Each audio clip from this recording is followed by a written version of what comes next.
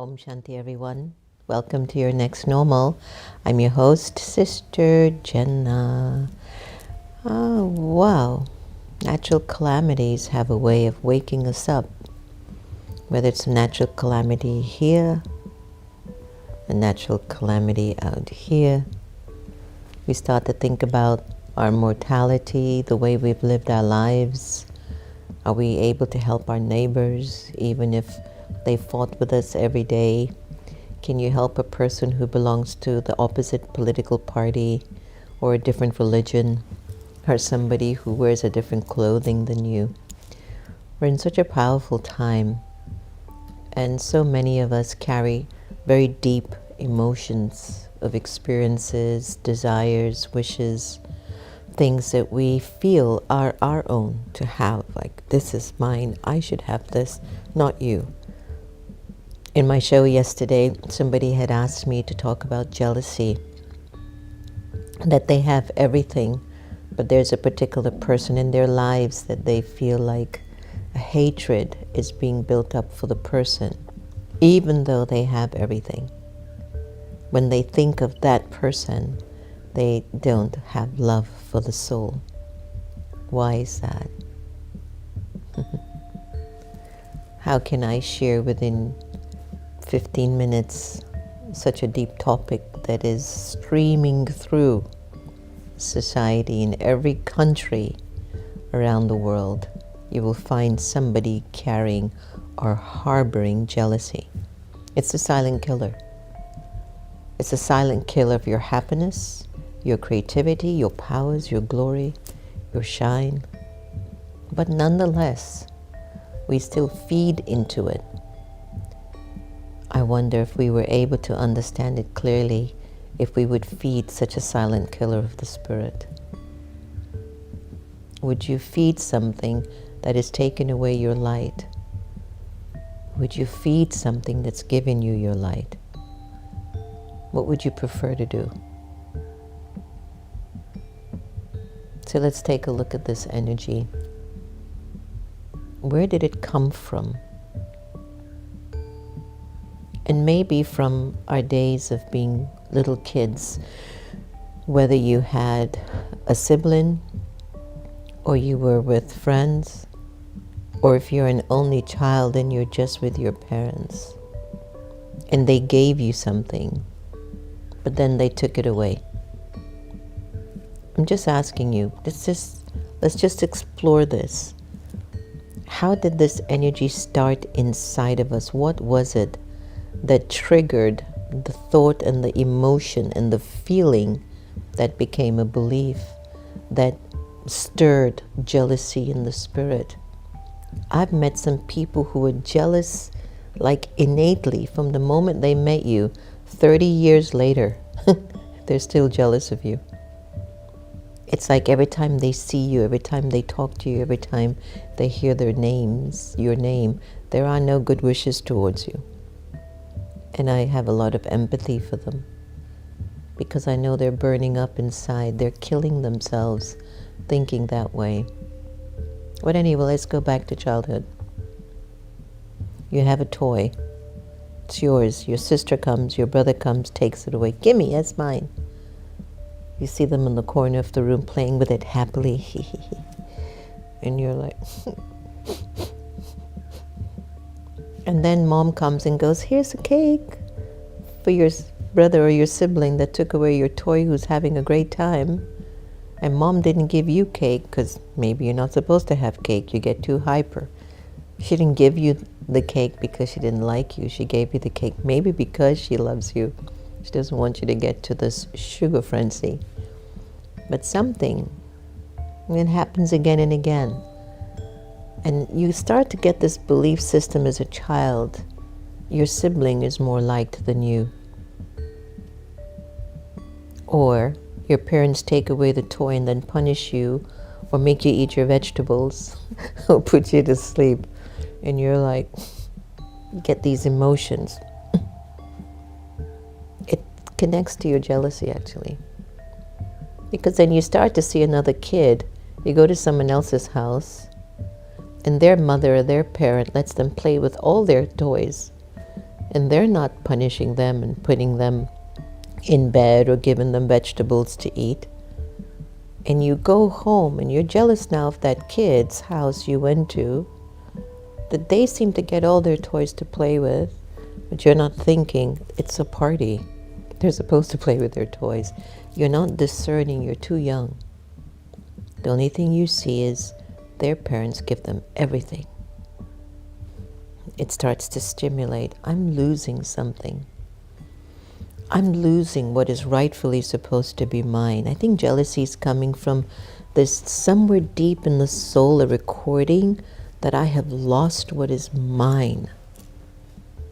Think about it. Just give it a little bit of a, just give it some focus.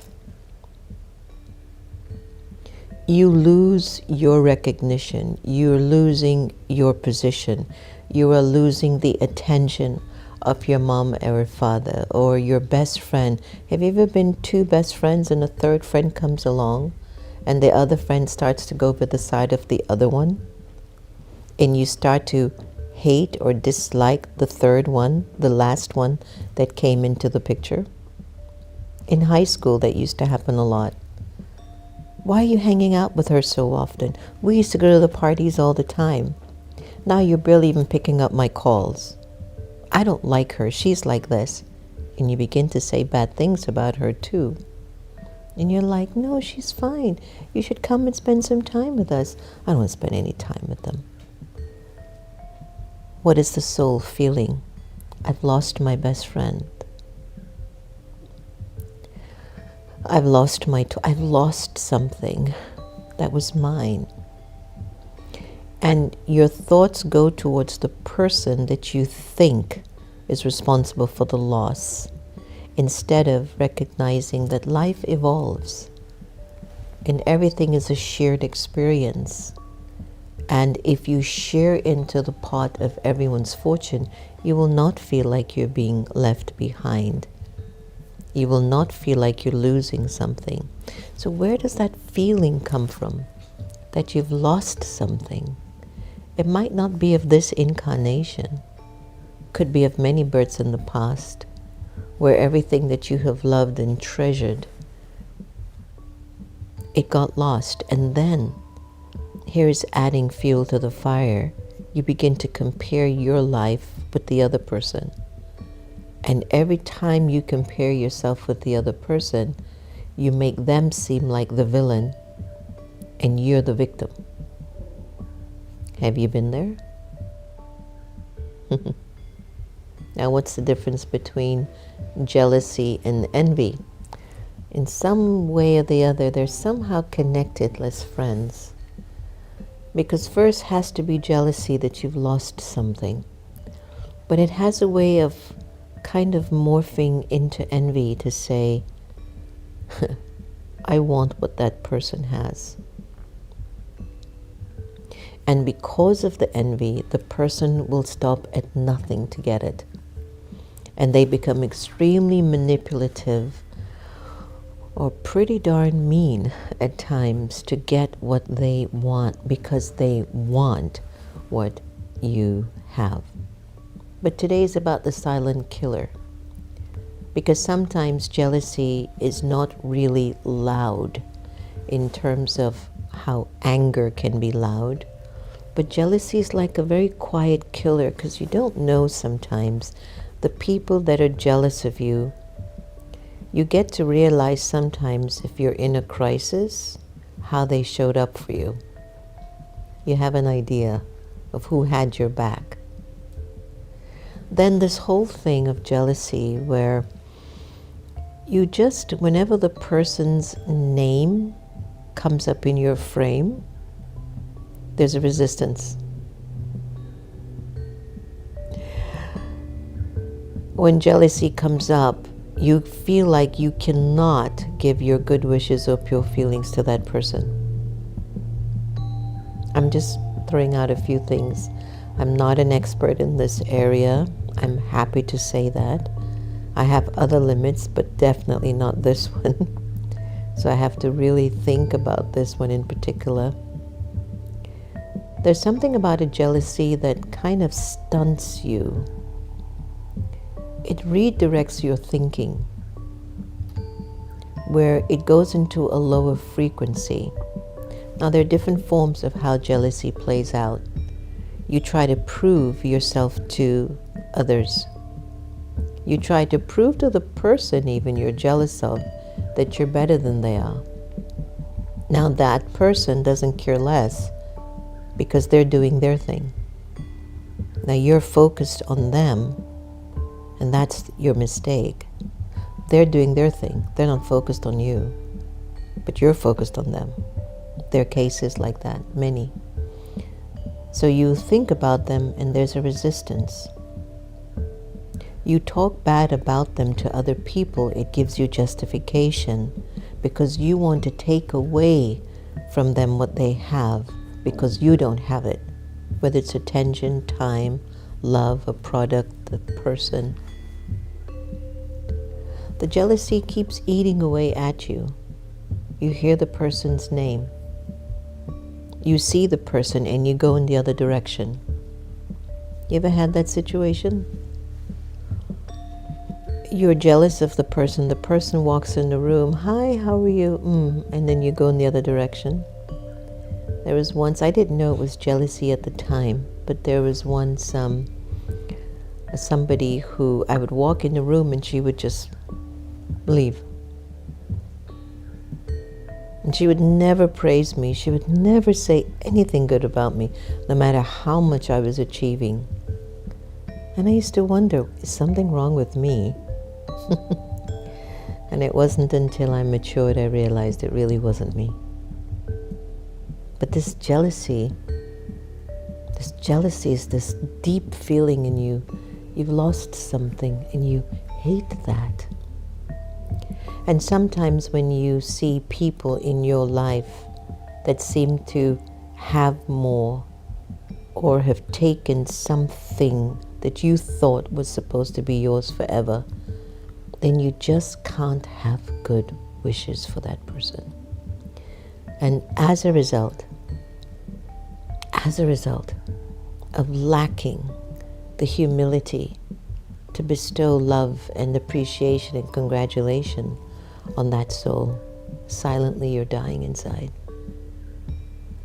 And as you silently die and become a corpse, something happens in your journey. Something comes into your manifestation. Something emerges around you that pulls you into a very dark place. There's no happiness, no creativity, no sense of freedom. And then you keep blaming the person over and over again in your mind and comparing what happened to you. It's a killer. And it's sad. And sometimes when we do feel that sense of loss, then we do 10 times more to get over it. Not to prove to the person, but to get my heart out of that stuckedness. I want to do more. I want to be better. I want to achieve. I want to grow. Okay, so somebody took something away from you. Do 10 times more. Do 20 times more to get things back for you. So you don't think about that loss, but you think about creating your future and creating your fortune. Because eventually jealousy turns into envy. And you don't know what you will do to try to get back at someone, such as defame their character, speak bad about them to people that matter. I remember this person for me, and I should actually forget them.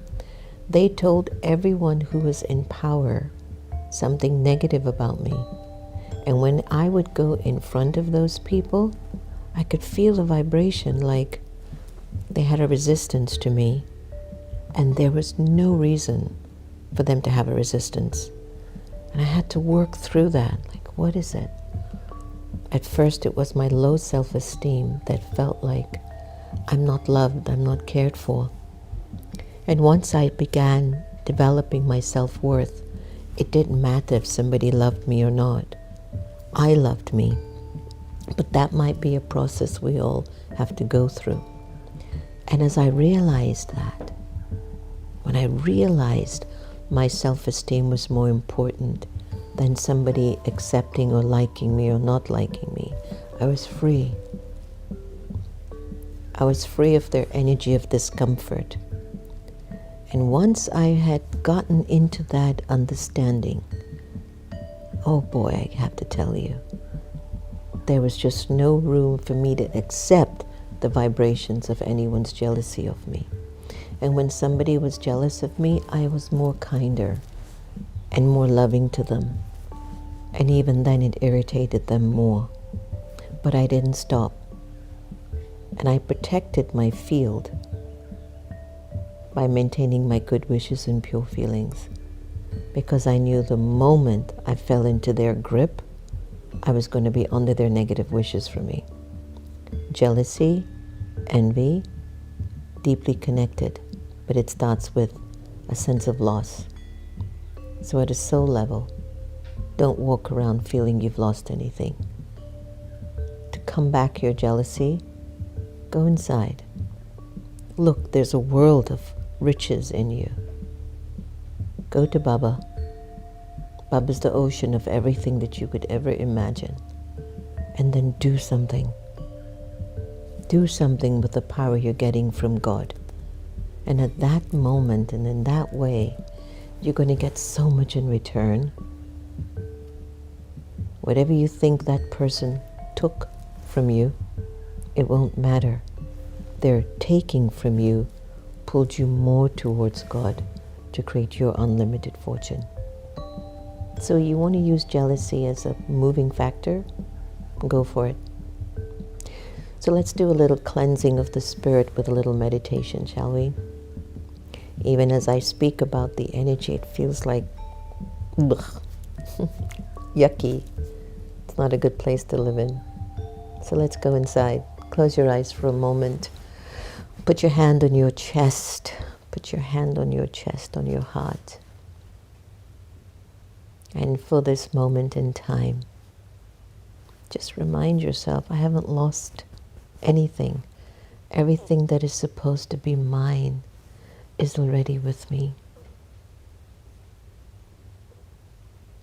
And whether it looks like somebody has more than me, seems happier than me, looks like their fortune is greater than mine, I have enough intelligence to know everyone has their own challenges. And that I wish that soul well too. And so to clear out any jealousy of this silent killer in me, I really wish the souls well, whoever it is, that whenever they come in front of me, the resistance is thick. I wish them well. I have to. I must. I have to save myself from the silent killer. When I wish them well, everything comes before me that is beautiful and my glory. When I wish them well, I become free of this disease of jealousy. When I wish them well, it's my self-worth and self-respect. When I wish them well, I'm closer to God than ever before. When I wish them well, it's my beauty and my grace and my truth. When I wish these souls well, I'm free. And I'm alive. And I'm happy. So if there's anyone sitting in your heart you just can't feel good about because you feel they've taken something from you, it could be not even a thing, it could be your respect. It could be your authority, your position. It could be that they've taken from you your voice, your recognition. didn't feel good, but wish them well. You must build this practice in you. If you want to save your life, be a well-wisher. Wish them well. Send them your good vibrations. See them on the screen of your mind. Set them free. Bless them. Bless them.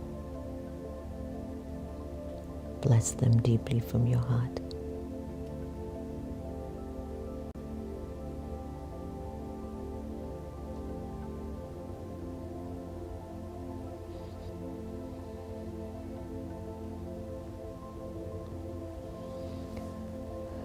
Om Shanti. So in essence, the energy of jealousy has given me an incentive, some idea, I've lost something. It's throwing me off. I'll do silly things because I'm jealous. And it will give birth to envy. You start to cheat and deceive yourself and those around you to get what others want. Look at the state of the world. So many people are envious that they're cheating people, cheating our country to get something more, to prove that they're better than the rest. You're not better than the rest if you have no character.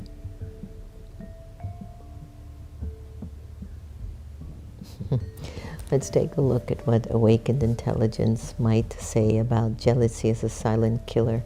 I'm sure they'll say yes, absolutely. Is jealousy a silent killer? Yes. Can be considered a silent killer, especially in relationships and personal well-being. It operates subtly, often without immediate outward signs, but its effects can be deeply damaging. Here's why. Strains relationships. Jealousy erodes trust, creating distance between people. It can lead to resentment, insecurity, and conflict, ultimately weakening relationships.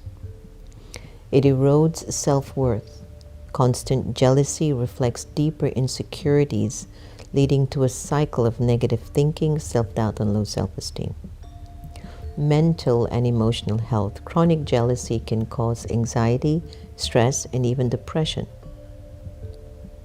Left unchecked, these emotions can undermine mental health. Unspoken tension. Since jealousy is often not openly discussed, it festers internally, intensifying negative feelings and potentially leading to passive-aggressive behaviors. In essence, it slowly, silently damages one's emotional well-being and harms relationships if it's not addressed and resolved. So today, we're resolved how to take care of jealousy. Now let's go to a really happy soul who was not jealous for 1 minute by one person. I have not ever seen this soul jealous with anyone. I'm not saying Sister Gita was perfect, but to me, there was just no one like her. Please enjoy the Sister Gita effect.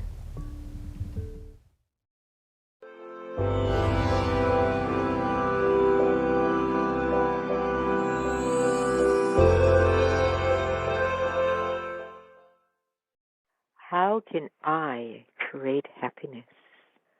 To never ask why, I made a solemn vow and turned my attention to the question of how.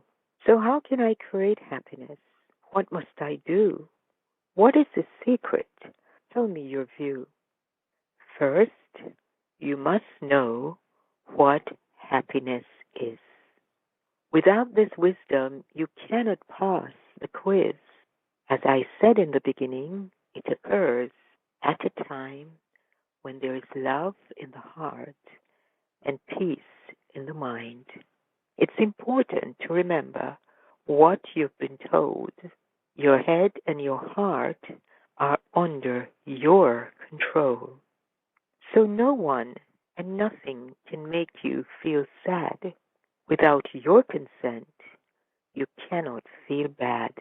Happiness doesn't depend on something out there. You create it on the inside, although this is rare. But this is a skill that's essential for life. Otherwise, many things can cut just like a knife. The good news is this skill can be learned with practice and patience at every turn. But you must also know what it is not. Pleasure isn't happiness, though you seek this a lot. Pleasure is something derived from a sense.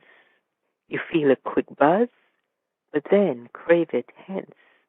The senses will make you always want more. Then receiving what you want becomes your only chore.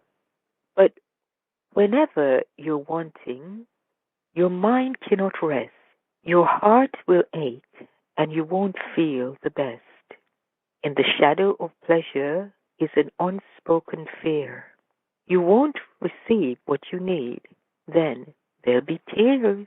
Your happiness is lost when you pursue only pleasure, even the subtle ones that cannot be measured, like love, respect, appreciation, and regard.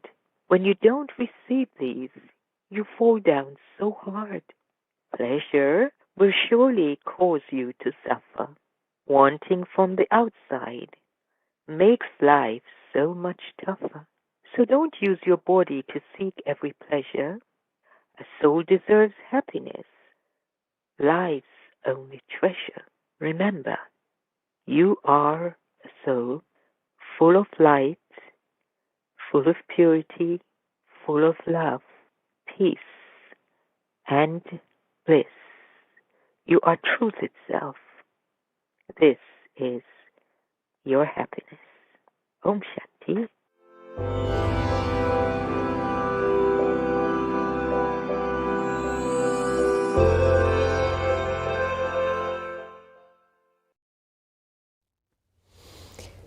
She was so liberated, Sister Gita.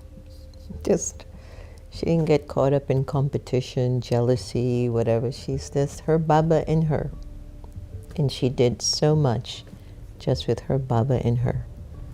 Even during her dementia, she could still work. She was still working. Her subconscious, the truth of who she is, that did the service, not the current state of her brain getting softened.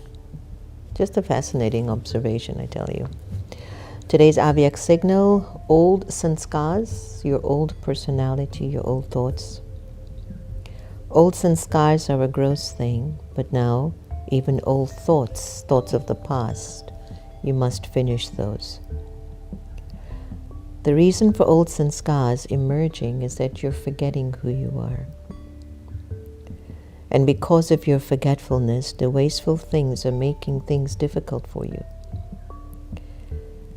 If the costume of your body clings to one sanskar or another, that is, if the costume is tight, if you're tense because of a belief system, and you attach to that belief system, it's hard to remove it.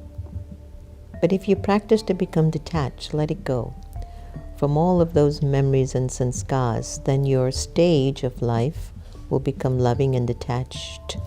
You will become like an angel because you've let go of all of that waste stuff and waste environment, waste attitude, waste people, relationships. Hello Lily, hi Anil, hi Raj, Brahmaputra, thank you for all the gyan you're offering today. Okay, beautiful explanation. Raki, hope it helped you. Sabashni, Om Shanti. Mukta, Kineri, Emerge, Yukti, Kushali. Lilawati, I'm glad your husband's getting a little better. Please keep us posted. Asmita, Rashmi, Alka. Hi Alka, Om Shanti. Dinesh Bhai, Lolita, Shobha, Kailash, Aunt, and Gigi and Indu. Thank you for joining us today on the show. And for those that are on Facebook, I don't usually say hello, but good morning to Patrocinia, Anita, Sambia, Ranju, Jose, ¿cómo estás? Mayat, Marie, Simran, hey Roz, Hollywood Roz, Om Shanti. I hope today has offered some insights for you. It's really an awful way to live your life. It's such a waste of energy. To feel like somebody doesn't deserve the best is to say, I don't deserve the best. So let's shift that narrative, shift that conversation in your head, but also in your heart. And you push yourself to be the best you can be. You won't have any room to be jealous for anyone. Smile, love, give happiness, help, donate, be kind, be nice, and everybody's going to want to be with you.